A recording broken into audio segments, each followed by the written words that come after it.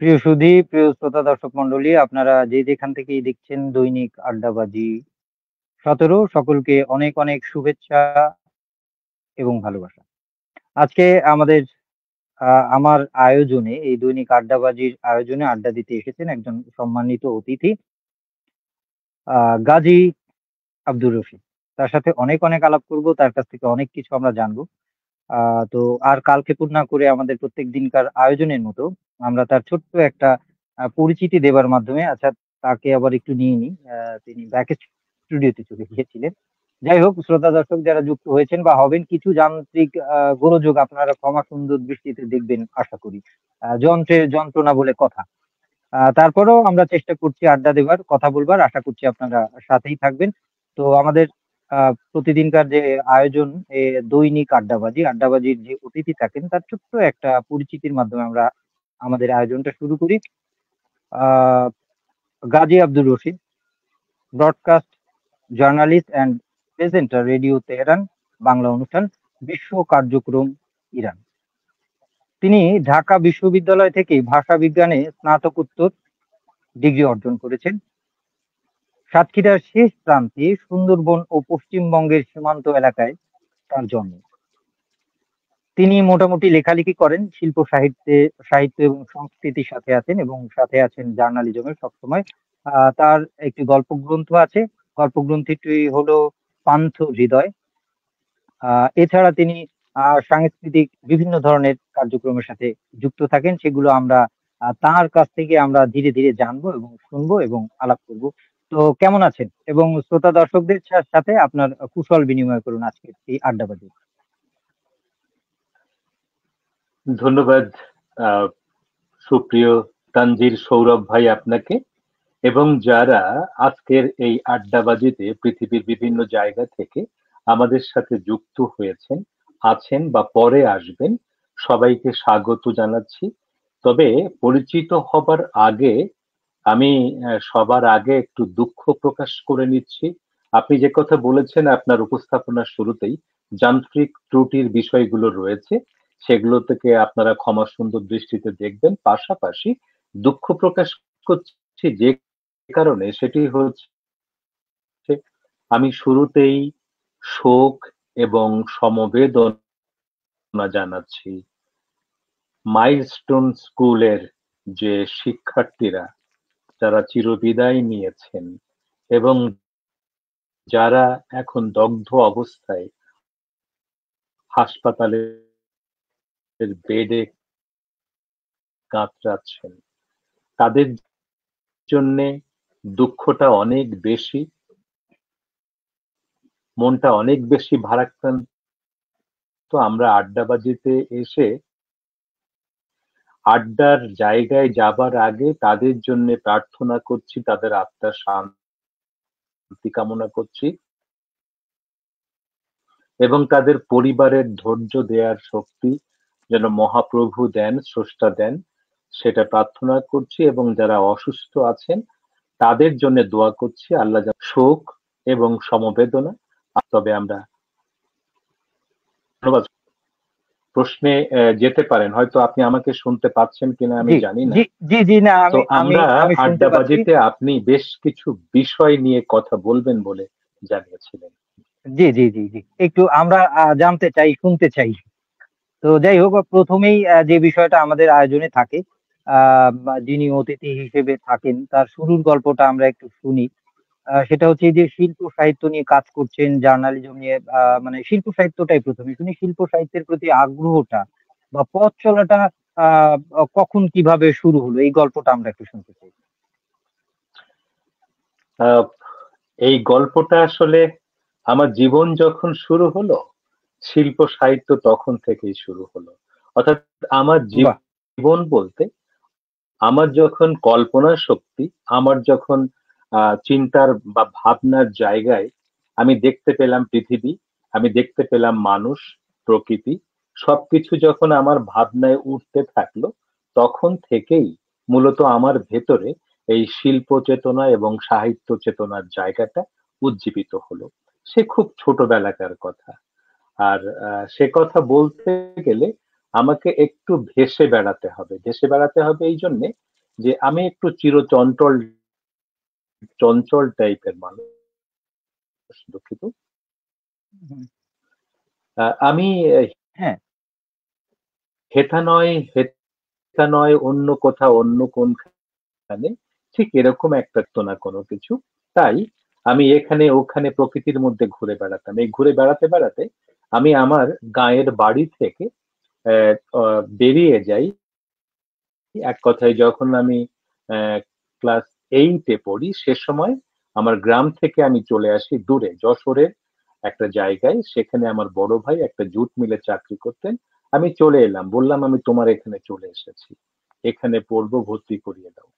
সেখানে আমাকে একটা লজিং বাড়িতে, যেটাকে গৃহশিক্ষক বলে, আপনারা হয়তো জানেন, যে অন্যের বাড়িতে হ্যাঁ, জায়গির থাকার মতো, ছেলে মেয়ে পড়াতে হবে, খেতে দেবে, এবং সেখানে তো এরকম একটা পরিস্থিতির মধ্যে আমি এসে, আমি তখন ক্লাস নাইনে পড়লাম।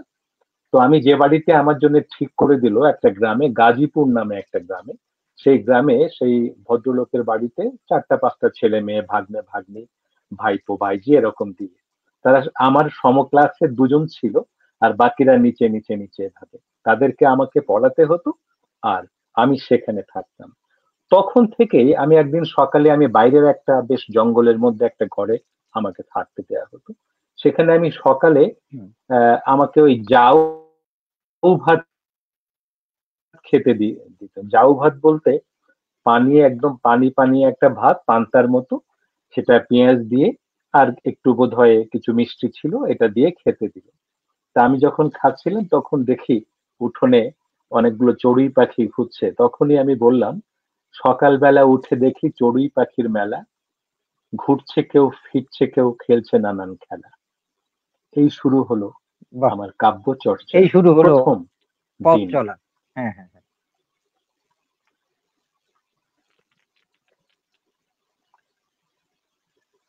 তো এভাবেই মোটামুটি আপনার শুরুর গল্পটা শুনলাম। আর যেটা বলে কাগজ কলমে বা প্রকাশনা কখন থেকে আরকি শুরু হলো? এটা তো আপনার শৈশবের গল্পটা শুনলাম। এবং আপনার কাব্য ভাবনা, আপনার বলার আ আ ব্যাপারটা আমার খুবই ভালো লেগেছে। যখন থেকে মন, মননে অনুভূতি ক্রিয়াশীল হয়েছে তখন থেকেই আমি শিল্প, সাহিত্য, সংস্কৃতির সাথে আছি। চমৎকারভাবে আপনি বলেছেন। আ ব্যাপারটা ভালো লাগলো। তো প্রাতিষ্ঠানিক বা সামাজিকভাবে বা পত্রিকায় লেখালেখি প্রকাশের ব্যাপারটা কখন থেকে আরকি শুরু হলো বা সাংগঠনিক কিভাবে?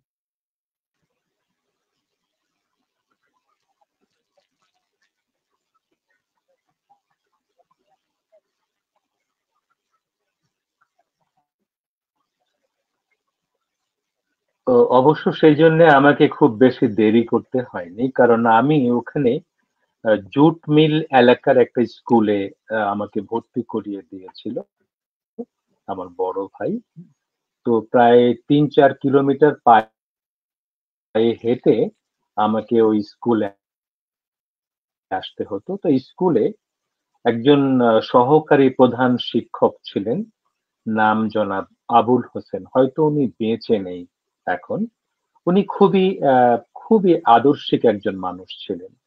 যেমন পাঞ্চুয়াল ছিলেন, তেমনি কি বলবো, সব দিক থেকে আমার কাছে, আমার দেখা মনে, শিক্ষকদের মধ্যে খুব প্রিয় একজন শিক্ষক তিনি ছিলেন। তো উনি ওই স্কুলে দেয়ালিকার ব্যবস্থা করেছিলেন। তো আমার একটু ওই হাতের লেখা টেখায় একটু ভালো সবাই বলে। তো ওই দেয়ালিকার হুম, দায়িত্বটা আমার উপরে দিলেন। দেয়ালিকা আমি শুরু আচ্ছা। করলাম ও ক্লাসের ছেলে মেয়ে নিয়ে। মেয়েজন, অর্থাৎ নবম শ্রেণীতে জুট মিলের একজন ম্যানেজারের মেয়ে ছিল, একটা বিশেষ দাবিতে তাকে ভর্তি করানো হয়। মেয়ে স্কুল ছিল না, ওটা বয়েজ স্কুল ছিল।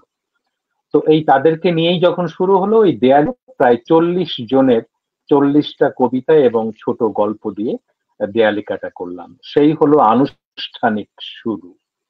এরপর আমি যখন এসএসসি পাশ করলাম, তখন খুলনার স্থানীয় যে পত্রিকাগুলো আছে, যশোর,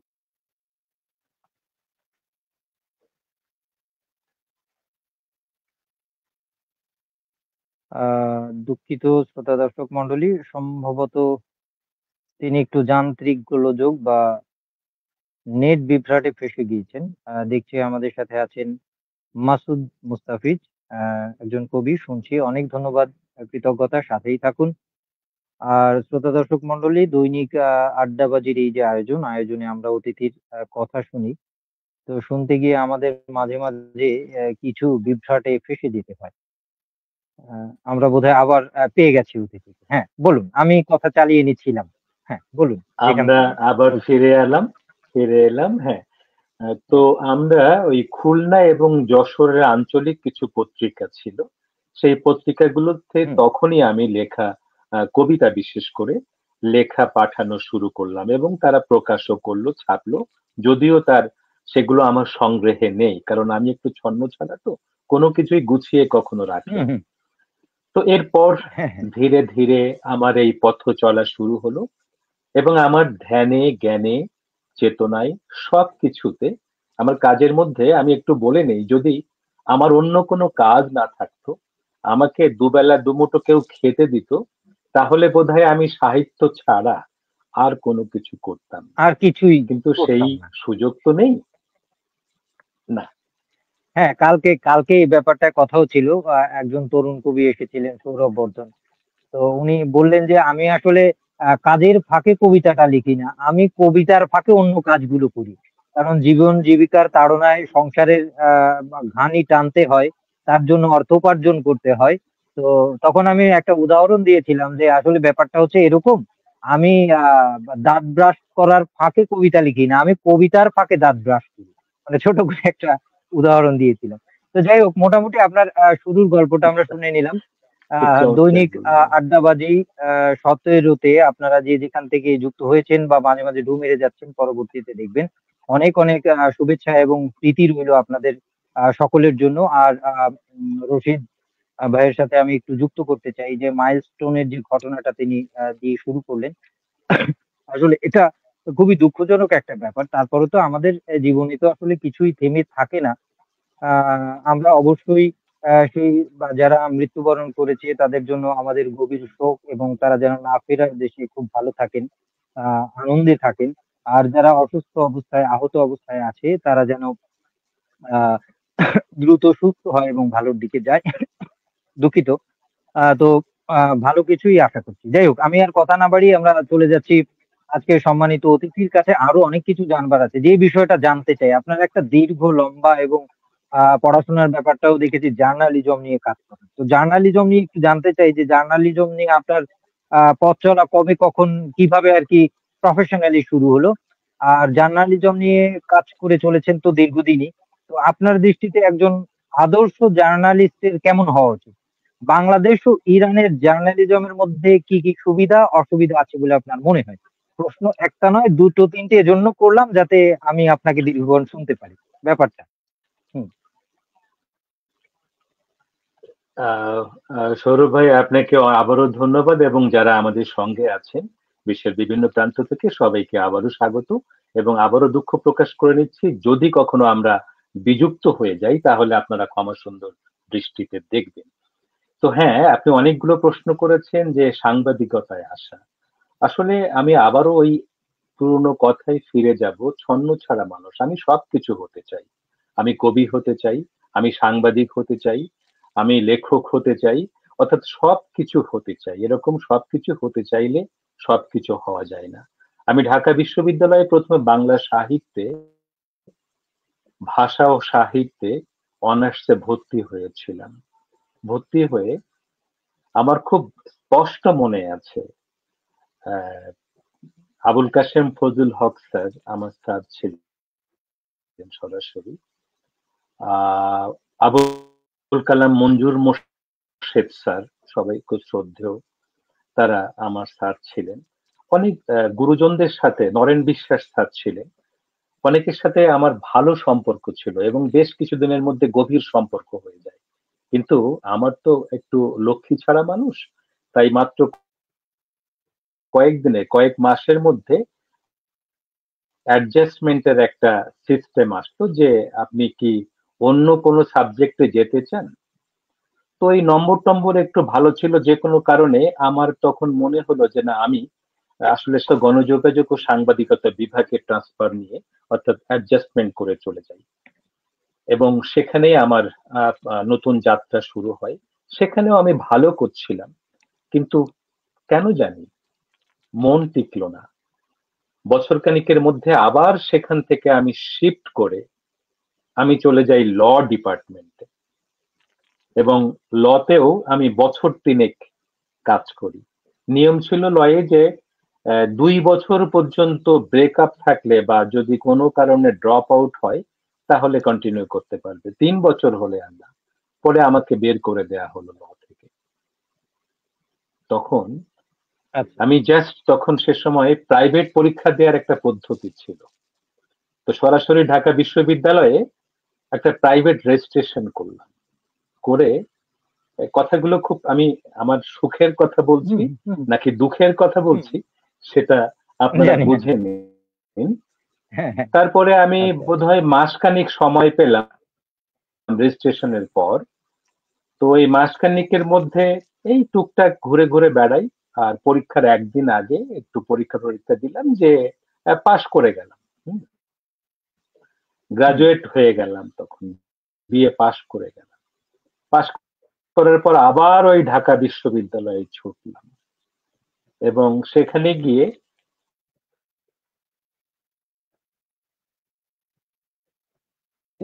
আমি শ্রদ্ধা জানাই, উনিও বাংলা ডিপার্টমেন্টের অধ্যাপক ছিলেন এবং ভাষা বিজ্ঞান ডিপার্টমেন্টটা ওনার হাতে খোলা। আমাকে চিনতেন। আমাকে একদিন ডেকে বললেন, তুই এখানে পরীক্ষা দে,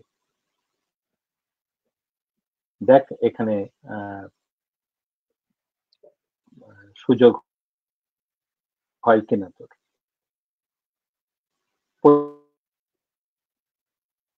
পরীক্ষা দিলাম, পাশ।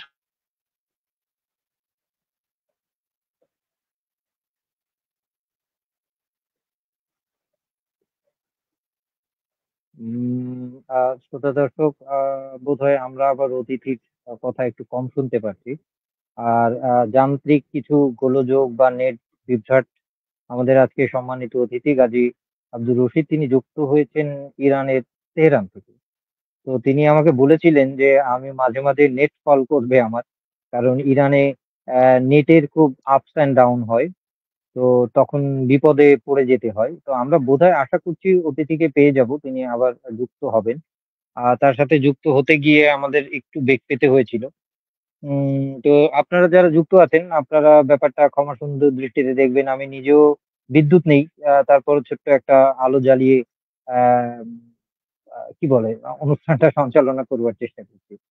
তো যাই হোক, আশা করছি আপনারা যারা যুক্ত আছেন আপনারা বা যুক্ত হচ্ছেন আপনাদের এই অনুষ্ঠান নিয়ে কোনো ধরনের ভালো লাগা, মন্দ লাগা বা কোনো প্রশ্ন থাকলে জানতে চাইবেন, এবং অতিথির কাছে আপনাদের কোনো প্রশ্ন থাকলে, কোনো জানতে চাওয়া থাকলে সরাসরি মন্তব্যে লিখে জানাবেন, আমি অতিথির কাছে তুলে ধরবো। আমরা পেয়ে গেছি বোধহয় অতিথিকে, আমরা নিয়ে নিচ্ছি। কারণ এই কিছু যান্ত্রিক গোলযোগ তো থাকেই। সেটা পরেও আমরা চেষ্টা করছি কিছু আলাপচারিতা করবার জন্য। দুটো দূরের মানুষ, 2 জন মানুষ এক জায়গায় হয়ে কিছু কথা বলবার জন্য আপনাদের সামনে।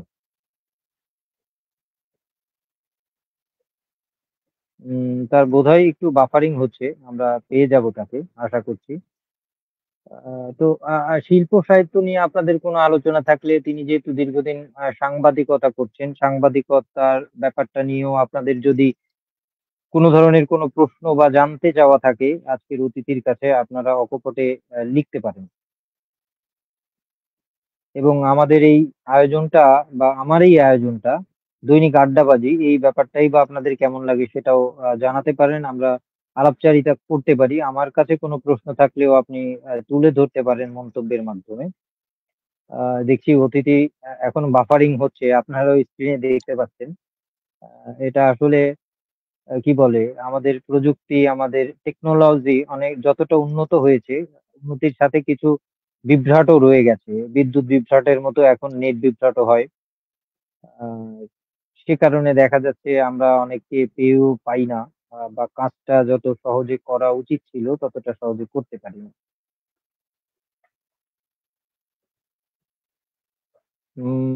বা তাকে বোধহয় আমি ইনবক্স করে নিতে পারি। আর আপনারা যারা যুক্ত আছেন, আশা করছি আপনারা একেবারে বিরক্ত হবেন না, আর এই ছোট ছোট টেকনিক্যাল ব্যাপারগুলো একটু ক্ষমা সুন্দর দৃষ্টিতে দেখবেন। দিন শেষে হচ্ছে প্রত্যেক অতিথির সাথে অতিথিদেরকে এই জন্যই এখানে আমন্ত্রণ করি, তার সাথে আলাপ করার চেষ্টা করি শিল্প সাহিত্য নিয়ে, বা সে যে ব্যাপারটা নিয়ে কাজ করছে সেই ব্যাপারটা আমি নিজে যেমন জানতে চাই এবং অতিথিদের বা শ্রোতা দর্শকদেরকেও জানাতে চাই, এই কথাগুলো ধারণ করে রাখতে চাই। যাই হোক, দেখি তাকে পাই কিনা। আপনি কি এসেছেন? আচ্ছা, তিনি আবার চলে গিয়েছেন বোধহয়।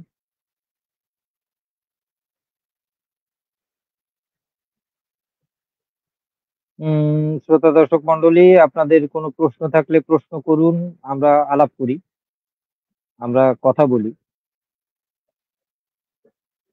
আর আপনারা যদি কবিতা শুনতে চান, আমার তো আহ, মাঝে মাঝে কবিতা পড়ার একটা অভ্যেস আছে। আমি তাহলে আপনাদেরকে এক কাজ করি, অতিথি আসা পর্যন্ত আমরা একটা কবিতা শোনাই, দেখি অতিথি আবার এসেছেন তাকে নিতে পারি কিনা, যদি বাফারিং না হয়। আচ্ছা, জি, এই বিড়ম্বনা আমি বোধহয় থাকবে, একটু, এর মধ্য দিয়েই আমাদেরকে হ্যাঁ চালিয়ে হ্যাঁ, যেতে আমি হবে। কথা চালিয়ে নিচ্ছিলাম। আবার ফিরে এলাম। হ্যাঁ হ্যাঁ হ্যাঁ, আবার তো জি ওখান বলুন বলুন, থেকেই যেখানে আমরা তাহলে বলছিলেন না, সৌরভ ভাই জার্নালিজম শুরু নিয়ে। করি। হ্যাঁ হ্যাঁ জি, হ্যাঁ হ্যাঁ, হ্যাঁ, ওখান বলুন। থেকেই শুরু করি। তো পরবর্তীতে আমি যখন করলাম, তখন থেকেই আমার, যদিও আমি গণযোগাযোগ ও সাংবাদিকতা বিভাগ থেকে আমি চলে যাই, কিন্তু তখন থেকে জাতীয় পত্রিকাতে বিভিন্ন জায়গায় আমার লেখালেখি শুরু হলো। এবং হুম ধরুন ইত্তেফাক, মানবজমিন, প্রথম আলো, সংবাদ, সবগুলো দৈনিক কাগজে কম বেশি গল্প, পদ্য বা কবিতা যেটা বলেন, সেগুলো লেখালেখি এবং অন্য অন্য বিষয়েও, সমাজ সচেতনতা, রাজনীতি, বিভিন্ন বিষয় নিয়ে লেখালেখি শুরু হলো। হুম এবং সেই লেখালেখি থামলো না, চলতে থাকলো। কিন্তু ওই বই প্রকাশ করা তখনো হয়নি। হুম তবে হ্যাঁ, বিশ্ববিদ্যালয়ে থাকা অবস্থায় বাংলা একাডেমি, যতটুকু মনে পড়ছে সেটা, আহ 1999 অথবা 98 সালের দিকে, তখন তমিশ্র নামে একটা আহ অনেকটা ছোট টাইপের একটা ফোল্ডিং একটা পত্রিকার ইয়ে, 10-12, এবং তখন সেটা কিন্তু প্রিন্ট আকারে না, ওই বিশেষ করা হতো। সেখানে তো কবিতা পত্র বের হয়েছে 99 সালের দিকে হবে যতটুকু, সেটাও আমার কাছে। এরপরে আমি কাজ করলাম, বাংলাদেশ টেলিভিশনে কাজ করলাম, বিভিন্ন পত্রিকার সাথে নিজেকে জড়িয়ে, তবে করাতে পেরেছে ছন্ন ছাড়া এক জায়গায়। তাই ওইভাবে চলতে থাকলো, এই এক সময় দেশ ছেড়ে প্রবাসে।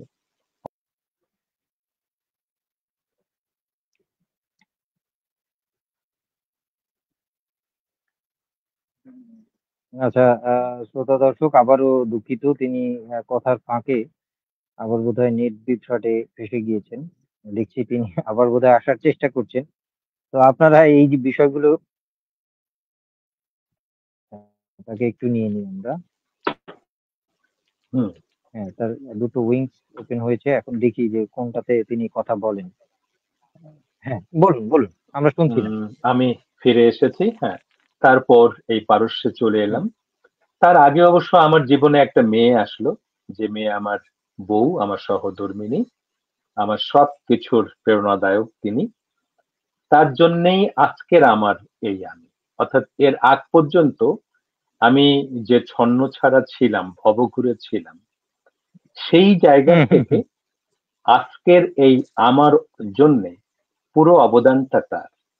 এবং আমি এই প্রবাসে আজ প্রায় 22 বছর চাকরি করছি একটা বিদেশি প্রতিষ্ঠানে। শুধু তাই না, আমার জীবনের আরো আরো অনেক অনেক দোষ, অনেক অনেক মন্দত্ব, সেগুলো সে সারিয়েছে। হ্যাঁ, আমরা অর্থাৎ হ্যাঁ, আজকের আমির মানে জন্য কি বলে, পুরো কৃতিত্ব ঘরের আমি ঘরে তাকে দেব। লক্ষ্মী, না বলে ছন্ন ছাড়ার ঘরের ঘরে লক্ষ্মী লক্ষ্মী। এসেছে। তো এখন হ্যাঁ, হ্যাঁ। তো এখন ভদ্র হ্যাঁ, হ্যাঁ। লোক না হয়ে উপায় নেই। তো আপনার যে আলাপটায় আমরা ছিলাম, মানে যেটা আমরা আসলে জানতে চাচ্ছিলাম, সেটা হচ্ছে এই যে জার্নালিজমের আপনার পথ চলাটা আমরা শুনলাম। তো এখন আপনি যেহেতু বাংলাদেশের জার্নালিজমের সাথে বা এখানে পড়াশোনা করেছেন, এর সাথে জড়িত ছিলেন, এখন তেহরানে কাজ করছেন। তো এই আহ, দুই জায়গার, দুটো দেশের জার্নালিজমের সুবিধা অসুবিধাটা একটু যদি, যেহেতু আপনার একটা এক্সপিরিয়েন্স দীর্ঘ এবং দুই জায়গার আছে, যদি আমাদের সাথে একটু শেয়ার করতেন। খুব ছোট করে যদি বলি, আমরা যারা সাংবাদিকতা, আমি শ্রদ্ধা নিয়ে বলছি, সকল সাংবাদিকদেরকে আমি পরম শ্রদ্ধা ভরেই বলছি যে আমরা সাংবাদিকরা এখন যে ভালো আছি, আমরা ভালোভাবে কাজ করছি, এই কথাটা ঠিক নয়। সবাইকে আমি ঢালাও ভাবে বলছি না, আমি ধরে নিচ্ছি যে একটা শ্রেণী আছে যারা আদর্শিক সাংবাদিক, আমাদের অনেকটা গুরু লেভেলের, ওস্তাদ লেভেলের অনেকে আছেন যারা সত্যি সত্যি হুম, হুম, আদর্শিক। কিন্তু বেশিরভাগ সাংবাদিক, আমরা সাংবাদিকতা যা যেটাকে বোঝায়, যে বৈশিষ্ট্যগুলো থাকে, সত্য, নিরপেক্ষতা, বস্তুনিষ্ঠতা, ব্যক্তি স্বাতন্ত্র্য, স্বাধীনতা, মানুষকে সম্মান জানানো, এই সব জায়গায় হুম। আমরা নেই। আপনি হয়তো এই প্রশ্নের মধ্যে একটা জায়গায় যেতে যাবেন, যেটা হলুদ সাংবাদিকতার কথা বলবেন। আসলে হ্যাঁ, হ্যাঁ, হ্যাঁ, আমাদের হ্যাঁ, হ্যাঁ, সাংবাদিকদের এই ব্যাপার। বেশিরভাগ মানুষ এখন এই হলুদ সাংবাদিকতার মধ্যে ঢুকে গেছে আমাদের মধ্যে। আর আচ্ছা। আরো একটা ব্যাপার আছে, আমরা যে প্রতিষ্ঠানে কাজ করব, আমাদের সেই হুম, প্রতিষ্ঠানগত ত্রুটিও আছে।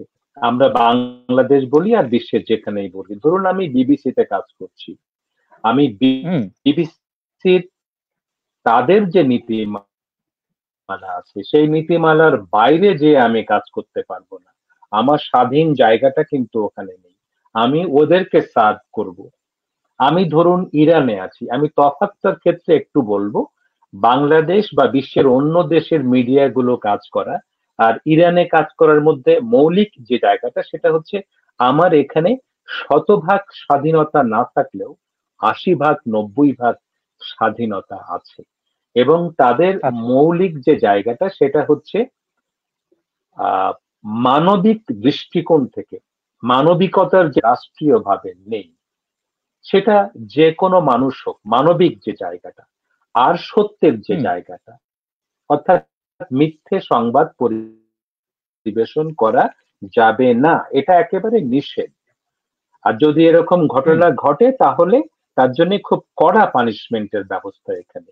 এই জায়গাটা এখানের সাথে আমার বাংলাদেশের বা পশ্চিমা মিডিয়াগুলোর তফাৎ রয়েছে। তবে অনেক জায়গা আছে যেখানে সীমাবদ্ধতার জায়গা আছে, নেই এ কথা কিন্তু বলবো না, সর্বত্রই আছে। হুম, তবে স্বাধীনতার একটা হুম। মোটামুটি একটা বিস্তৃতি এখানে আছে, যেটা বাংলাদেশে নেই। আমি সে তারা চাইলেও করতে পারবেন না। আচ্ছা, এটা গেল একটা আচ্ছা, জিনিস। আচ্ছা, আচ্ছা। তারপরেও অনেক সময় কর্তৃপক্ষ চাইলেও আমি আমার নিরপেক্ষতার জায়গা থেকে, স্বাধীনতার যদি এই এক বিন্দু জায়গা থাকে, সেই জায়গা থেকে যদি আমি চাই, আমি একটা বস্তুনিষ্ঠ হুম, সংবাদ মোটামুটি তৈরি করতে পারি। কিন্তু আমি সেটা না করে আমি হয় দলকানা হব, অথবা অর্থকানা হব, অথবা স্বার্থকানা হব, অথবা অন্য যে কোনো কিছু। অর্থাৎ এমন একটা পরিমণ্ডলে আমরা কাজ করি, যে পরিমণ্ডলে আমাদের কাছ থেকে সঠিক একটি বস্তুনিষ্ঠ, নিরপেক্ষ, তথ্যবহুল একটি সংবাদ বেরিয়ে আসা খুবই দুঃখজনক। যেমনটি আমরা ধরুন এই মাইলস্টোনকে নিয়ে আমরা দেখি, একটি ঘটনা হুম, ঘটেছে, সেখানে এই 2-3 দিনে এত রকমের খবর দেখেছি, যেগুলো সোশ্যাল মিডিয়াতে ভরে গেছে এবং পত্রিকাগুলোর পাতায় পাতায় ভরে গেছে বিভ্রান্তিমূলক তথ্য। এরকম একটি জায়গায় হুম। একটি জাতীয় ঐক্য, একটা বড় গভীর ক্ষত, এই জায়গাটা পূরণের জন্য যেখানে সবার একাত্ম হওয়ার কথা ছিল, সেই জায়গায় আমরা না গিয়ে আমরা নানা রকম প্রশ্নের কথা তুললাম। যখন একটা বেনিস ওখানে কর্তৃপক্ষের প্রধান তিনি বলছিলেন যে আমাদের অ্যাটেন্ডেন্স আছে, আমাদের কতজন শিক্ষার্থী এসেছিলেন, তাদের লিস্ট আছে, কাদের বাচ্চা আমাদের কাছে আছে, লিস্ট আছে। এরপরেও আপনারা বলছেন যে লাশ গুম করে দেয়া হয়েছে, লুকানো হয়েছে, অমুক হয়েছে, তমুক হয়েছে। এই সমস্ত কথাগুলো নানা রকম বিভ্রান্তি ছড়িয়েছে। আমরা সাংবাদিকরা কি করেছি? সেই বিভ্রান্তির মধ্যে অনেকে পড়েছি। আমরা অনেক রকম হুম, অপতথ্য দিয়েছি। আর সোশ্যাল মিডিয়া তো হুম, আছেই, সেখানে নানা রকম দল মত আছে, তারা এগুলো করেছে। হ্যাঁ, ফলে আসলে আমাদের মানে যে আদর্শিক ভাবে পেশাগত সাংবাদিকতার যে জায়গা, সেখানে আমরা বেশিরভাগ মানুষ নেই, শ্রদ্ধা করি না। আর একটা শ্রেণী আছে, সাংবাদিকদের পয়সা দেয়া, ওদের পেট চলবে কি করে বলুন? একজন সাংবাদিক খালি হুম, কার্ডধারী সাংবাদিক, ওই কার্ড বিক্রি করে উনি খান। ফলে তিনি কি করে সত্য বা বস্তুনিষ্ঠ কিছু দেবেন? তিনি ওইটা দিয়েই বিভিন্ন জায়গা থেকে টুকটাক কিছু পয়সা করে নিয়ে নিজের জীবন জীবিকা পেট চালাচ্ছেন।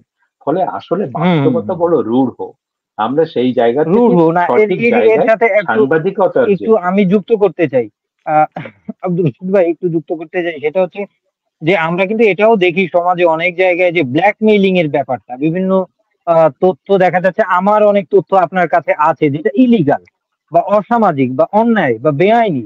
সেই তথ্যগুলো আপনি রিপ্রেজেন্ট করে আপনি সাংবাদিক বলছেন যে তানজির, আপনি যদি এই ব্যাপারগুলো তো আমার কাছে আছে, এখন কি করব? অনেকে দেখা যায় এগুলো বলেও না। তো এই যে ব্যাপারটা, এটাও কিন্তু সমাজে যে হয় না তা না। আপনি যেটা বললেন এটাও অবশ্যই, যে সাংবাদিকতা করে, জার্নালিজম করে তাদের তো পেট চলতে হবে, সংসার চলতে হবে। অর্থনৈতিক সেই সুব্যবস্থা আহ, তা তাও তাদের নেই। তো এখন এই ব্যাপারগুলো কিভাবে দেখেন, বা কিভাবে এর উত্তরণ সম্ভব আর কি? খুবই খুবই দুঃখজনক এই যে আমাদের পেশায় যারা আহ, যাকে বলবো যে মূল প্ল্যাটফর্মে যারা থাকেন সাংবাদিকরা, অর্থাৎ যারা মেইন স্ট্রিম সাংবাদিক যারা আছেন, তারা যদি এই সমস্ত কাজগুলো করেন, করেন না তা না, অনেকেই করেন। এবং এরা কিন্তু পেটের ক্ষুধা নেই কিন্তু, যাদের কথা বলছেন যে ব্ল্যাকমেইল করছে, এদের কিন্তু অঢেল হুম, টাকা আছে। এবং এরকম ব্ল্যাকমেইল করে কিন্তু দুই এক টাকা নেন না, বহু বহু টাকা নেন। আমাকে মাফ করবেন আমাদের সাংবাদিক ভাইয়েরা, আপনারা প্লিজ আমাকে মাফ করবেন, কারণ এগুলো আমাদের চরিত্রের একটা অংশ। আমি আমাকে দিয়েই বলছি, আপনাদেরকে আমি দায়ী করছি না, কিন্তু আমাদের এটা গায়ে লাগে, ফোসকা ওঠে, কারণ এটি মহান পেশা। একটা নিউজের উপর নির্ভর করে কত মানুষের কত রকম জীবনের পরিবর্তন আসতে পারে, মান সম্মান হানি ঘটতে পারে, তার সামাজিক জীবনে অবক্ষয় আসতে পারে, হেয় হতে পারে, অসম্মানিত হতে পারে, অনেক কিছুই হতে পারে একটা সাংবাদিকদের একটা কলমের খোঁচায়, একটা রিপোর্টের ভিত্তিতে।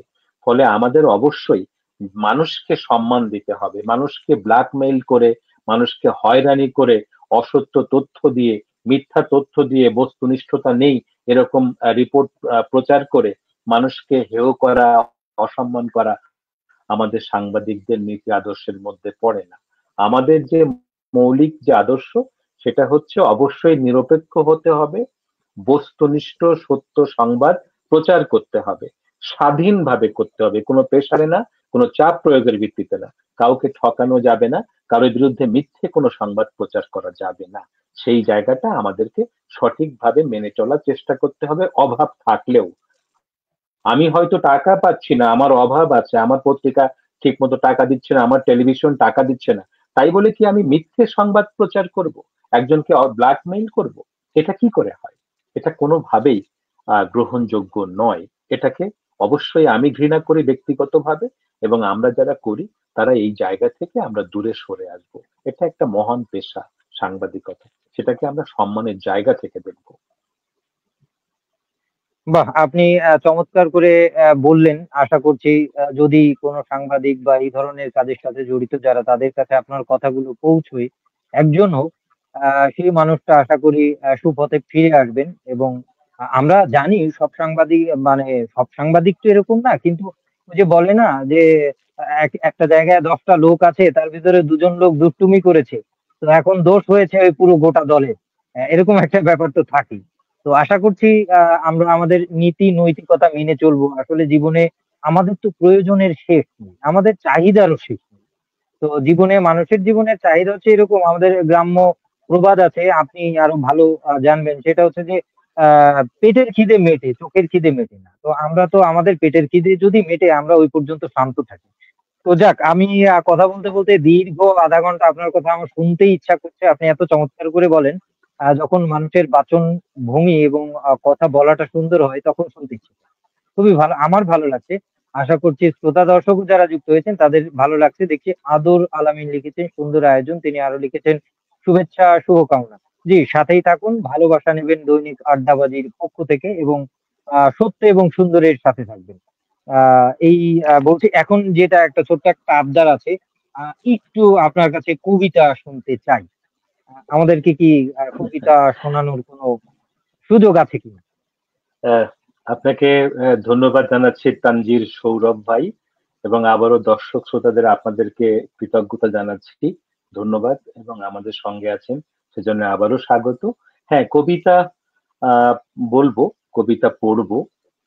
আহ আমার এবং আমার বউয়ের, আমাদের যৌথভাবে পান্থ হৃদয়, যেটা আমি বলেছিলাম গল্প কাব্য, অর্থাৎ সে হুম। গল্প লেখে আর আমি কবিতা লিখি।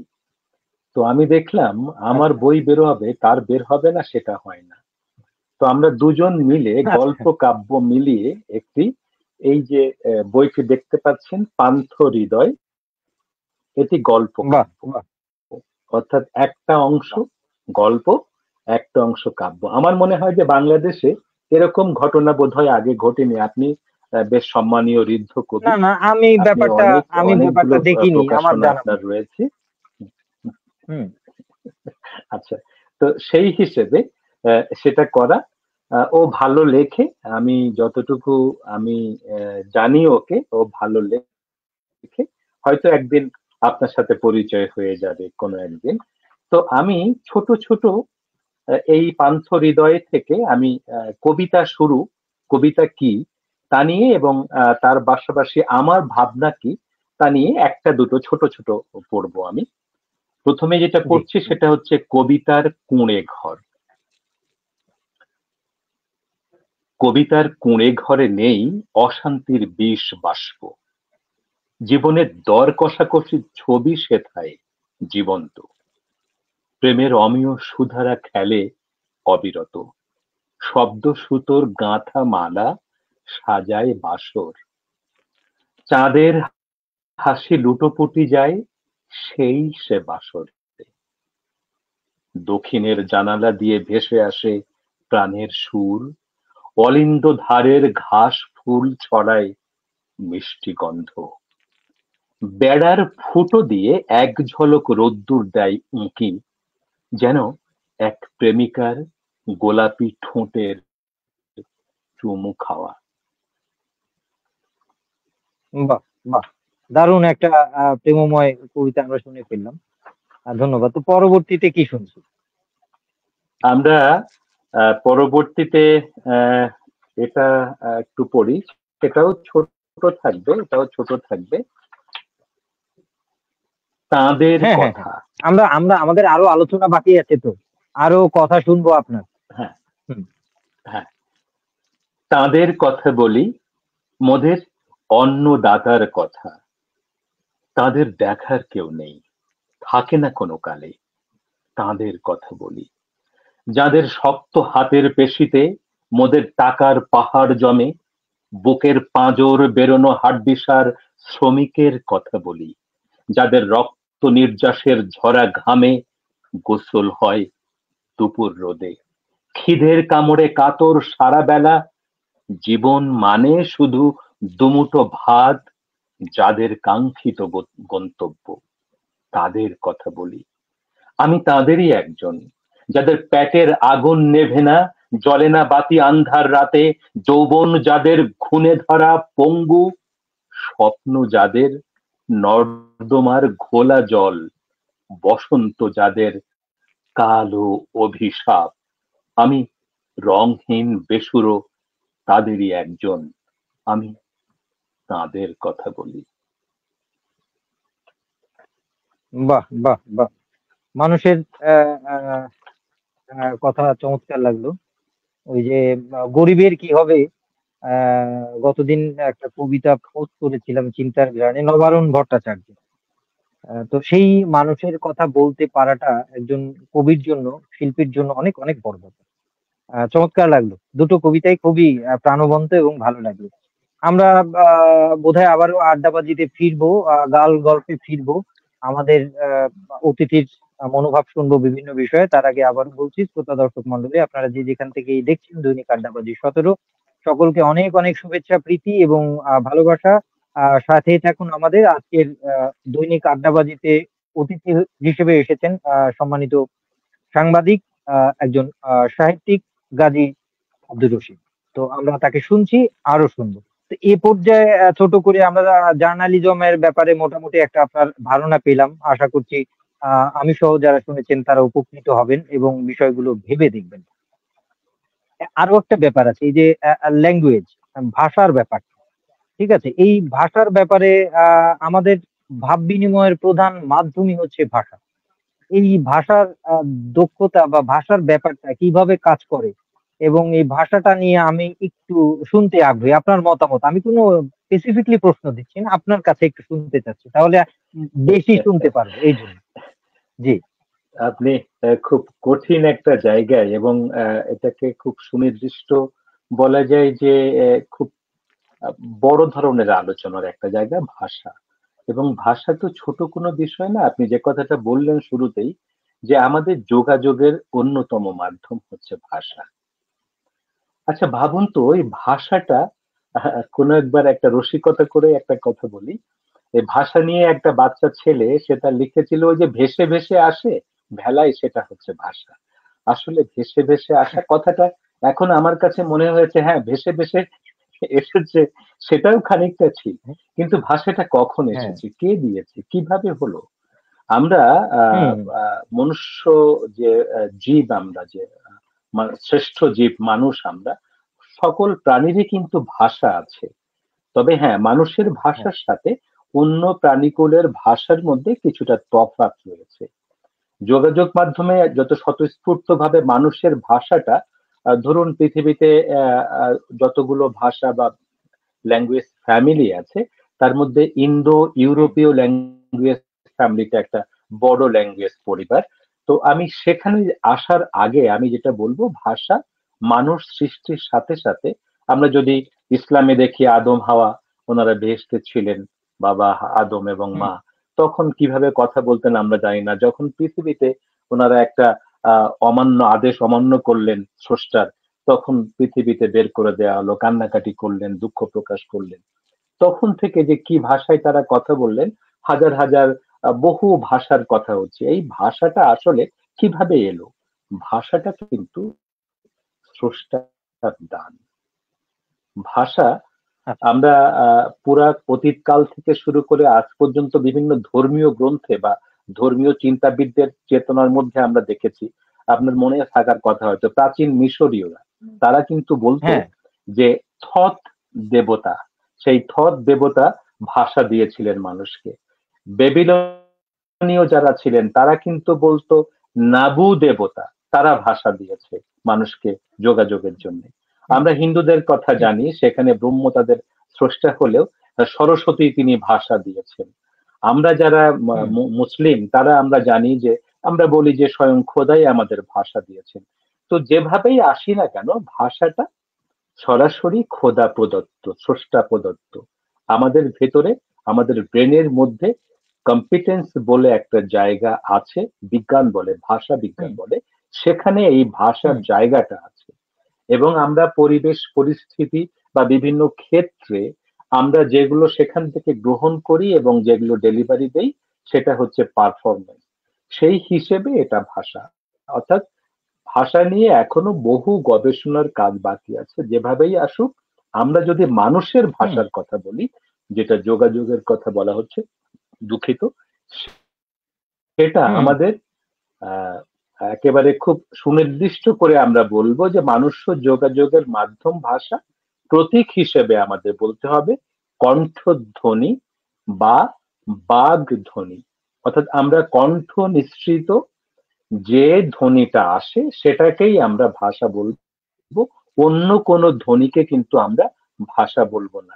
ধরুন আপনার ফ্যানের শব্দ আছে, অথবা মনে করুন কোনো একটা বাঁশির হুম। শব্দ, অথবা মনে করুন একটা বোম্বিং হলো তার শব্দ। সেটাকে তো আমরা ভাষা বলবো না। ভাষা বলবো শুধু বাকযন্ত্র, অথবা আমাদের মানুষের কণ্ঠ থেকে যে ধ্বনিটা উচ্চারিত হয় ফুসফুসের মাধ্যমে, সেটাকেই আমরা ভাষা হিসেবে জানবো। এবং এই ভাষাটাই আমরা, আমাদের কি ভাষা হতে পারে, যারা কণ্ঠ দিয়ে কথা বলতে পারেন না, তারা সিম্বলিক কথা বলেন, সেটাও হতে পারে, কিন্তু সেটা পরিপূর্ণ নয়। বাকযন্ত্র নিঃসৃত বা কণ্ঠ নিঃসৃত যে ভাষা, সেটাই হচ্ছে পরিপূর্ণ। এবং সেটার মাধ্যমে আমরা যে সঙ্গীত চর্চা করি, আমরা এখন যে কথা বলছি, সেই ভাষা দিয়েই, আমরা কণ্ঠ নিঃসৃত ভাষা দিয়েই কিন্তু কথা বলছি। ফলে যোগাযোগের যে প্রধান মাধ্যম ভাষা, সেটি হচ্ছে এই ভাষা, কণ্ঠ নিঃসৃত ভাষা। আচ্ছা। এ বিষয়ে জি, হয়তো আরো আমাকে আমি বিস্তৃত আলোচনা শুনলাম। করা যেতে পারে। হ্যাঁ, হ্যাঁ। এটা অনেক আ বড় আ একটা বিষয়, যেতে পারে, ভাষার কিন্তু আমরা বিষয়টা। যাচ্ছি না। আমরা যাচ্ছি না। মোটামুটি ভাষার ব্যাপারটা আমরা বুঝলাম। এবং ভালো লাগলো, কারণ যেহেতু একটা আড্ডাবাজি ঠিক আছে, কিন্তু আমরা যেহেতু অনলাইনে একটা ফ্রেমে বেঁধে নিয়েছি, আমাদের সময়েরও কিছু ব্যাপার থাকে। তো সে কারণে আমরা চাইলেও অনেক কিছু বিস্তারিত আলাপ করতে পারি না। দেখছি আমাদের সাথে যুক্ত হয়েছেন তাপস চক্রবর্তী। দৈনিক আড্ডাবাজির প্রতিদিনকার একজন দর্শক। আপনার প্রতি অনেক, অনেক ভালোবাসা রইলো, কৃতজ্ঞতা রইলো। তিনি লিখেছেন ভালো লেগেছে।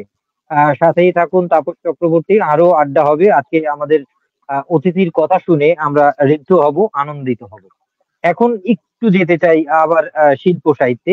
তারপরে আবার আপনার কবিতাও শুনবো। সেই একটু টেস্ট নিয়ে কথা বলতে চাই। যে যুগের চাহিদার সাথে শিল্প সাহিত্যের টেস্ট বদলায়। তো আগের শিল্প সাহিত্য ও এখনকার শিল্প সাহিত্যের কি, কি টেস্ট পরিবর্তন হয়েছে বলে আপনার মনে হয়? আপনার যেহেতু একটা দীর্ঘ পথ চলা, আ সেই জায়গা থেকে সেই দৃষ্টিভঙ্গিটা একটু জানতে চাই। দেখুন সৌরভ, আমাদের শিল্প সাহিত্য, আজকে যে আধুনিক যুগ আমরা বলি, এই আধুনিক যুগটা ধরুন 2025 চলছে। এটা শিল্প সাহিত্যের আধুনিক একটা যুগ। আমরা জানি যে কয়েক শতাব্দীর ধারাবাহিকতায় কিন্তু আমাদের বাংলা সাহিত্য, তাই না? এর বিভিন্ন রকম ধারা পরিবর্তন, অন্তত 3টি যুগের কথা আমরা জানি। আমরা উত্তর আধুনিক যুগে এখনো হুম, হুম। যাইনি। তো আমরা প্রাচীন যুগকে জানি 650 থেকে 1200 খ্রিস্টাব্দ পর্যন্ত, যে সময় চর্যাপদ বা চর্যা গীতিকা সে সময়কার সাহিত্য ছিল। সেটার একরকম ভাষা হুম, ছিল। সেটা আজকের আমরা যে বাংলা এখন যে ভাষায়, প্রমিত ভাষায় বা কথ্য ভাষায় কথা বলছি, সেটা ছিল না চর্যাগীতিকাতে। প্রাচীন যুগের সেই ভাষা। আমরা মধ্যযুগের পরিবর্তনটাকে কি দেখলাম? 1201 থেকে 1800 খ্রিস্টাব্দ পর্যন্ত। তখন কিন্তু আমরা বৈষ্ণব কাব্য দেখেছি, শাক্ত দেখেছি, মঙ্গল কাব্য দেখেছি। সেই সময়ে কিন্তু আরেকটা ভিন্ন ধারা চলে আসলো চর্যাগীতিকা থেকে, চর্যাপদ থেকে। তারপরে অন্নদা মঙ্গলের, আমরা ভারতচন্দ্রের অন্নদা মঙ্গল দেখেছি। সেটা কিন্তু আমাদের ভাষা সাহিত্যের মধ্যযুগের সাহিত্য চর্চা। এরপর চলে এলো আধুনিক যুগ। সেটা 1800 সাল থেকে, একটু আগে বলছিলাম, সেখানে মাইকেল মধুসূদন দত্ত, বঙ্কিমচন্দ্র, আমাদের কবিগুরু রবীন্দ্রনাথ ঠাকুর, বিদ্রোহী কবি নজরুল ইসলাম, তারা এলেন। এবং আমরা তখন দেখলাম কি? উপন্যাস দেখলাম, ছোট গল্প দেখলাম, নাটক দেখলাম, কবিতা দেখলাম, প্রবন্ধ দেখলাম, সমাজ এবং রাজনীতি নিয়ে সাহিত্যের মধ্যে বিভিন্ন দর্পণ দেখলাম, প্রেম দেখলাম, প্রকৃতি দেখলাম, নানা রকম উপাখ্যান দেখলাম। এটা আধুনিক যুগের আমাদের যে শিল্প সাহিত্য, সেখানে এগুলো সব এসেছে। ফলে সেই প্রাচীন যুগ এবং মধ্যযুগের ধারা পরিবর্তন করে আধুনিক যুগে আমরা অনেক অনেক এগিয়েছি সাহিত্যের এই ধারাগুলিতে। হুম, এবং আজকে হুম। আমাদের এখানে দেখুন, কয়দিন আগে আমাদের একজন বিখ্যাত কবির জন্মদিন ছিল। হুম। আমরা সেই কবির কথাও এখন স্মরণ করতে পারি, ওনার জন্মদিনের শুভেচ্ছা জানাতে পারি। কবি আল মাহমুদ, তিনিও কিন্তু আধুনিক যুগের জি। একজন কবি। আমরা শরৎচন্দ্রের কথা বলবো, রবীন্দ্রনাথের কথা তো বলেছি, নজরুল, জীবনানন্দ দাশ আমাদের একজন খুব বিখ্যাত কবি। হ্যাঁ, তাদের কথা বলবো। তাদের যে শিল্প সাহিত্যগুলো, সেগুলো আধুনিক যুগের আমাদের জন্য চরম পরম পাওয়ার একটা জিনিস। আমাদের বহু কিছু আমরা আজীবন তাদের কাছে কৃতজ্ঞ থাকবো, ঋণী থাকবো, আমরা যারা সাহিত্য চর্চা করবো তাদের কাছে। বাহ! মোটামুটি আমরা একটা দেখে আসলাম বাংলা সাহিত্যের একদম সেই পুরাতন থেকে এখন পর্যন্ত আপনি পৌঁছলেন ছোট করে। এর সাথে আরো একটু যোগ করতে চাই। এখনকার যে বাংলা সাহিত্য, আ এই সাহিত্যটা কি আ বিশ্ব শিল্প সাহিত্য উপযোগী মনে হচ্ছে আপনার কাছে? আপনার দৃষ্টিতে যতটুকু ধরা পড়েছে আরকি। এটা একটু জানতে চাই। ছোট করে। দেখুন সৌরভ, আপনি দীর্ঘদিন সাহিত্য চর্চা করছেন এবং আমাদের অনেক সম্মানীয় ঋদ্ধ সাহিত্যিক, গুণী সাহিত্যিক আছেন, যারা এর সঙ্গে আছেন, বহু বহু বহু বহু, দু একজন না। আমরা অবশ্যই আশাবাদী বাংলা সাহিত্যকে নিয়ে। আমরা অবশ্যই এটাকে বিশ্বমানের বা বিশ্বের জায়গায় নিয়ে যেতে পারে সে ব্যাপারে আমরা আশাবাদী। আমরা আশাবাদী হতেই পারি কারণ আমাদের বাংলা ভাষাভাষী বিশ্বের বুকে প্রায় ধরুন কত হবে, প্রায় ধরুন ৩০ কোটির মতো হবে বাংলা ভাষাভাষী কোটির মতো। বা হ্যাঁ, ভারত, বাংলা ভাষাভাষী হ্যাঁ, প্রায় হ্যাঁ, চতুর্থ না পঞ্চম স্থানে আছে ভাষাভাষী ভাষায়। হুম, পঞ্চম স্থানে আছে। তো এই যে পঞ্চম স্থানে থাকা বিশ্বের ভাষাগুলোর মধ্যে তাহলে আমাদের ভাষার হুম, হুম। অবস্থানটা কোথায়? এবং আমাদের ভাষিক অনেক উপরে, অনেক। চর্চাকারীর সংখ্যাও তো অনেক উপরে। ফলে আমাদের এই ভাষাটাকে বিশ্বের দরবারে নিয়ে যাওয়াটা খুব কঠিন একটা বিষয় কি? আর আমাদের যারা গুণী ঋদ্ধ সাহিত্যিকরা আমাদের আধুনিক যুগের ছিলেন এবং আজকে যারা লেখালেখি করছেন অনেক আছেন, অনেক সম্ভাবনাময় লেখক আছেন, কবি আছেন, সাহিত্যিক আছেন যারা খুব ভালো ভালো লিখছেন এবং সেটাকে আমরা নিয়ে যেতে পারি। তবে হ্যাঁ, প্রতিবন্ধকতার জায়গাও আছে, চ্যালেঞ্জ রয়েছে। সেই চ্যালেঞ্জ হ্যাঁ, গুলোকে আমি বলবো, এরপরেই ছোট চ্যালেঞ্জের একটু আমি জায়গায় কি যুক্ত আমি করে আসবো। দিই। হ্যাঁ, হ্যাঁ। হ্যাঁ, হ্যাঁ, অবশ্যই। ওই যে জায়গাটা আমিও প্রশ্নটা করে ফেলি যে বাংলা শিল্প সাহিত্যের সম্ভাবনা ও প্রতিবন্ধকতা আপনার দৃষ্টিতে। আ এই ব্যাপারটা ওই সেই চ্যালেঞ্জ গুলো সহ এটা একটু বলুন। সব আমি সম্ভাবনার জায়গা থেকে যদি বলতে চাই, সম্ভাবনা প্রচুর আছে, আমাদের বিস্তৃতি ব্যাপ্তি প্রচুর রয়েছে। আমি ধরুন আমাদের ভাষাগত গুরুত্বের কথা একটু আগেই তো বললাম যে ৩০ কোটির উপরে মানুষ এই ভাষায় কথা বলে, পঞ্চম এটি আমাদের বিশ্বের ভাষাগুলির মধ্যে। ফলে এখানে এই ভাষাগত গুরুত্ব সেটা কিন্তু আছে। অর্থনৈতিক একটা হুম, সম্ভাবনা আছে। আমাদের এই যে হুম। এই মানে পাঠক শ্রেণী আমরা যদি তৈরি করতে পারি ঠিকঠাক মতো, তাহলে কি এটার মাধ্যমে অনেক অর্থ আয় হতে পারে। কারণ আমাদের একটা বই বিক্রি হলে আমরা এখন অনেক সময় বই নিজের গাঁটের টাকা দিয়ে প্রকাশ করতে হয়, তারপরে বিক্রি হয় না, ঘরের মধ্যে খায়, উই পোকাতে খেয়ে ফেলে, আর কাউকে কাউকে গিফট করতে হয়।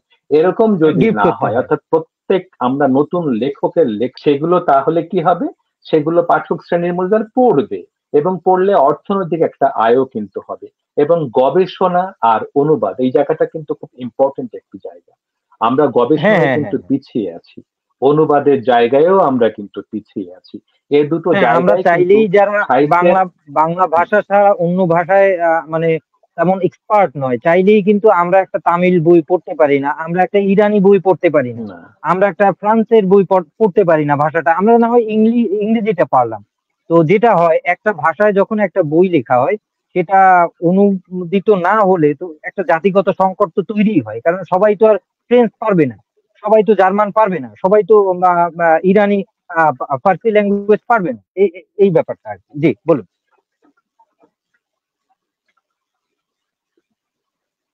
আপনি ঠিকই বলছিলেন যে অনুবাদের জায়গাটা এবং গবেষণার জায়গাটা, আমরা যদি অন্য সাহিত্যের বড় বড় বইগুলো বা ভালো ভালো বইগুলো আমরা না পড়ি, তাহলে আমরা কি করে গবেষণা করে আমাদের সাহিত্যকে আমরা উচ্চকিত জায়গায় নিয়ে যাব। আর অনুবাদ হুম। ব্যাপারটা হচ্ছে, আপনি যে কথাটি বলছেন ওই সূত্র ধরেই বলবো, অনুবাদ ছাড়া কিন্তু সম্ভব নয়। আন্তর্জাতিকীকরণের জন্য অনুবাদ হচ্ছে সবচেয়ে প্রধান জায়গা।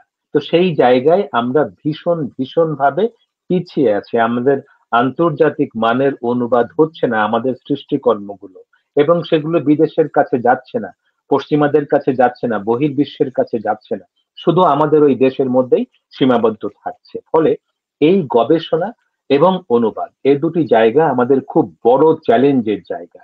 যদি আমরা আমাদের সাহিত্যকে অন্যের কাছে, অন্য বিশ্বের কাছে পৌঁছে দিতে চাই, গোটা বিশ্বের কাছে পৌঁছে দিতে চাই, তাহলে আমাদের খুব ভালো মানের অনুবাদ করতে হবে। আরো প্রযুক্তিগত কিছু ব্যাপার আছে, ত্রুটি আছে আমাদের, সেই ডিজিটাল প্ল্যাটফর্ম গুলো আমাদের সেভাবে গড়ে ওঠেনি। ই বুকের যে ব্যাপারটা, সেটাও কিন্তু ওইভাবে আমরা খুব বেশি এগোতে পারিনি। অডিও ছাড়া বুক পাইনি যেটাকে এখনো বলা আর হয়, কি। সেটাও কিন্তু অডিও বুক। হ্যাঁ আমরা হুম। এখনো যেতে পারিনি। হ্যাঁ, অনলাইন সাহিত্য যেটা, আজকে যে আপনি অনলাইনে একটা আড্ডা করছেন সাহিত্য নিয়ে, এটা একটা অগ্রগতির একটা দিক আমি বলবো। কিন্তু অনলাইন সাহিত্য যে পত্রিকা থাকার কথা, যেগুলো আমরা অনলাইনে পড়তে পারি, সেটাও কিন্তু আমরা এগোতে পারিনি। তো এই হুম। সমস্ত প্রযুক্তিগত দিক থেকে আমাদের পিছিয়ে থাকা আছে, এগুলো আমাদের প্রতিবন্ধকতা। আমি আমি এই তবে পেছনের সবচেয়ে বড় আপনার এই যে কথার সূত্র। জায়গাটা, আমাদেরকে বিশ্বের হুম, দরবারে হুম, যেতে গেলে, হুম। মানে আপনার বলুন কথার সূত্র ধরে বলুন আমি একটু বলতে সৌরভ ভাই। চাই। হ্যাঁ, আমি একটু বলতে চাই, সেটা হচ্ছে এই যে আপনি বললেন না যে আপনি একটা ছোট হলেও অগ্রগতি ডিজিটাল প্ল্যাটফর্মে যে লাইভ স্ট্রিমিংটা করছি। তো আমার এই চিন্তা হচ্ছে ওই আপনি আধুনিকরণের জায়গা থেকে যে আমাদের যে প্রযুক্তি আছে এর তো শুধু বাজে ব্যবহার নয়, এর তো অসংখ্য ভালো ব্যবহারও আছে। আমরা চাইলে আমাদের প্রিয় একজন সাহিত্যিকের কথা শুনতে পারি, তার কথা রেকর্ড করে রাখতে পারি, 10 জনের কাছে পৌঁছতে পারি, একটা কবিতাকে 10 জন শ্রোতার কাছে পৌঁছতে পারি। এই জায়গা থেকেই আমার এই ডিজিটাল, আমি নিজেও 2000 করোনার আগে এত শুধু হয়তো ফেসবুকে লেখালেখি চলতো, কিন্তু এইসব কাজ যে করা সম্ভব বা করা উচিত, আমিও জীবনে ফেসবুক লাইভ করিনি বা একটা সাহিত্যিককে নিয়ে বা সাহিত্য আড্ডা যে দেওয়া যায় এই ব্যাপারগুলো আমার মাথায় ছিল না। কিন্তু আস্তে আস্তে আমার মনে হলো যে আমাদের তো এর সাথে একাত্মতা ঘোষণা করতে হবে, এর থেকে দূরে থেকে তো আমার লাভ নেই। আমার এখানেই কাজ করতে হবে, কারণ এখন মানুষ বই নিয়ে বসে না, এখন মানুষ ঘরে প্রত্যেকদিন অবসর পেলে ফেসবুকটা নিয়ে বসে।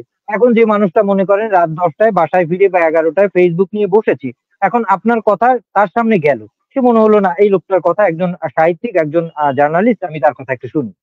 তার কিন্তু বই হাতে নিয়ে পড়ার প্রয়োজন হচ্ছে না, সে তার দৈনন্দিন জীবনের পাশেই তার জিনিসটা পাচ্ছে, আলাদা করে নতুন করে আর দরকার হচ্ছে না। যেমন আমার ছোট্ট একটা প্ল্যাটফর্ম আমি চেষ্টা করছি ডিজিটালি আর কি বিল্ড আপ করার, চিন্তার ঘ্রাণ নামে একটা প্ল্যাটফর্ম। সেখানে হচ্ছে অগ্রজ যে কবি আছেন এবং সমসাময়িক যারা বেঁচে আছেন, তরুণ কবি, অগ্রজ কবি যারা বেঁচে আছেন, তাদের ছোট ছোট বড় বড় কবিতা একটা কার্ড তৈরি করে কাগজে তার একটা ছবি দিয়ে সেটাকে রিপ্রেজেন্ট করার চেষ্টা করছি ফেসবুক পেজের মাধ্যমে। কিছু না হোক 20টা লোক তো পড়ছে, অবসরে বসে, তার জন্য তার বইয়ের প্রয়োজন হচ্ছে না। ও, এই মানুষটা তাহলে কবিতা লেখে, এই কবিতাটা লিখেছে, আচ্ছা আমি এর দেখি তো একটু চোখ বুলি। এই যে ব্যাপারটা, এটা আমি এই সব চিন্তা থেকে করেছি। তো যাই হোক, আপনি বলছিলেন যে অগ্রগতির একটা বড় ব্যাপার নিয়ে। হ্যাঁ, আপনি চমৎকার করে বলেছেন। আসলে এই যে আধুনিকীকরণের জায়গাটায় আমরা যেটা পিছিয়ে আছি, সেটা এইভাবে ধীরে ধীরে আমাদের সামনের দিকে এগোতে হবে। এবং একটা জিনিস মনে রাখতে হবে যে শিল্প সাহিত্য তো শৈল্পিক এবং নান্দনিক ব্যাপার, শুধু কিন্তু বাণিজ্যিক ব্যাপার নয়। এর সাথে আপনার হুম। মনের, এর সাথে আপনার আত্মার সংযোগ থাকতে হবে। এই সৃষ্টিশীলতার জায়গা থেকে, সৃজনশীলতার জায়গা থেকে আমাদের শিল্প সাহিত্য নিয়ে ভাবতে হবে।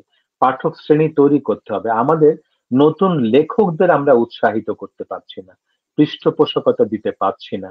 আমাদের প্রকাশকরা ওই যারা পুরনো বা নাম করা লেখক আছেন, কবি আছেন, সাহিত্যিক আছেন, তাদের পেছনে রয়্যালিটি দেন, তাদের পেছনে লেখার জন্য ছোটেন। কিন্তু নতুন অনেক ভালো ভালো সম্ভাবনাময় তরুণ আছেন যারা লিখছেন, অনেক নারী তরুণী আছেন যারা লিখছেন, তাদেরকে আমরা পৃষ্ঠপোষকতা দিচ্ছি না, উৎসাহিত করছি না।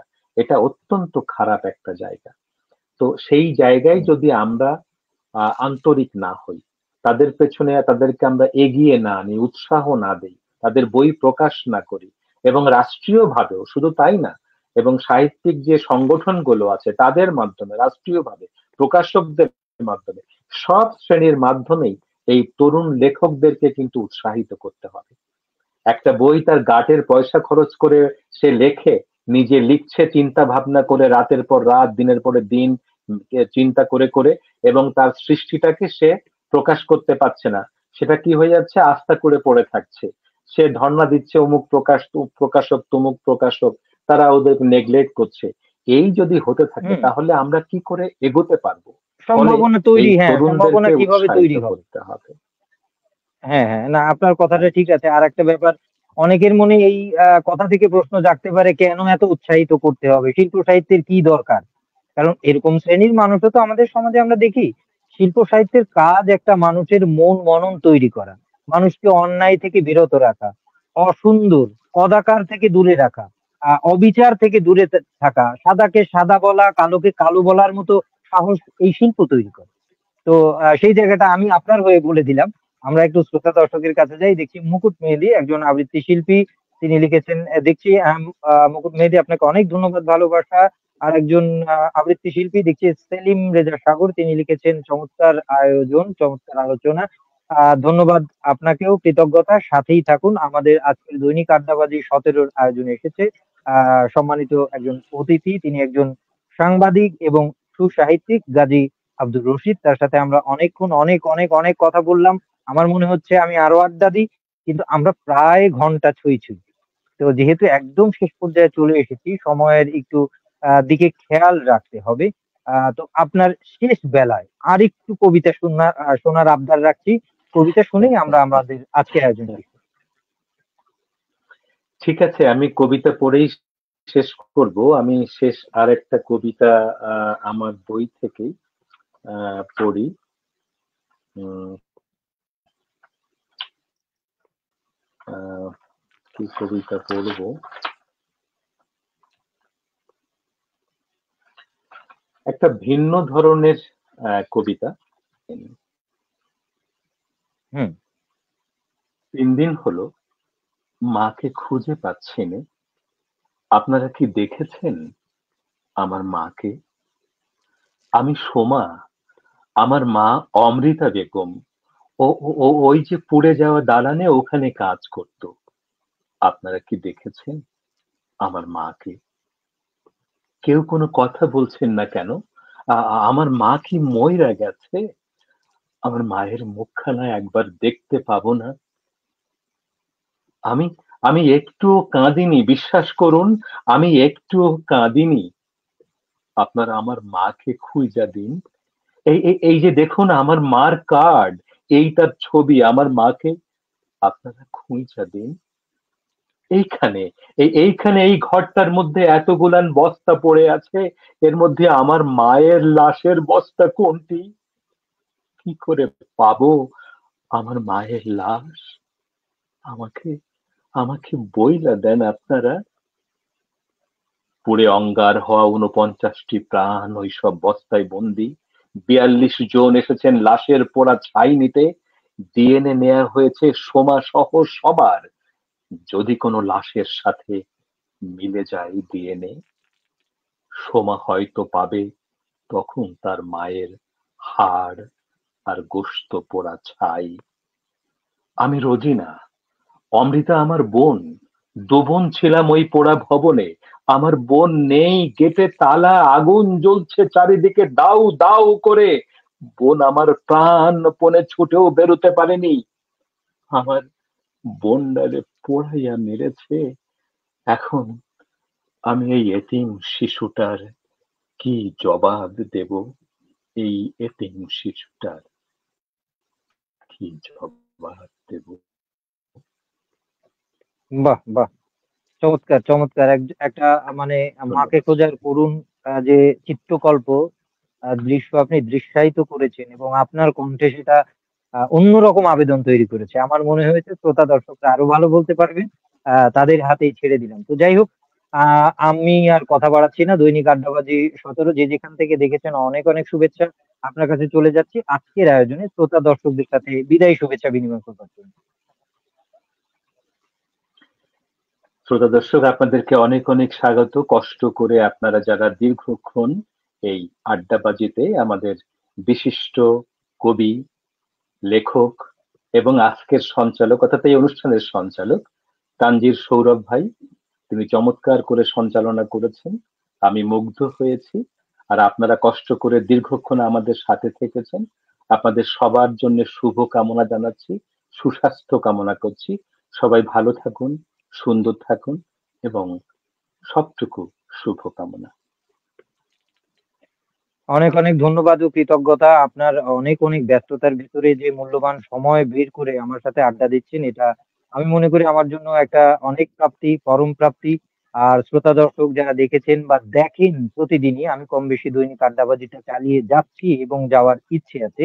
যদিও মাঝে মাঝে বিভিন্ন প্রতিকূলতায় আমি ফেঁসে যাই কিংবা অতিথি ফেঁসে যায়, তবুও কাজটা থেমে নেই। তো আশা করছি এই প্রতিবন্ধকতাগুলো আপনারা ক্ষমা সুন্দর দৃষ্টি করে দৃষ্টিতে দেখে আমাদের সাথে যুক্ত থাকবেন।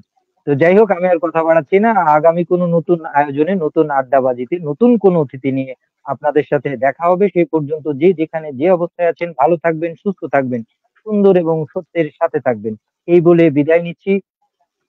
শুভরাত্রি।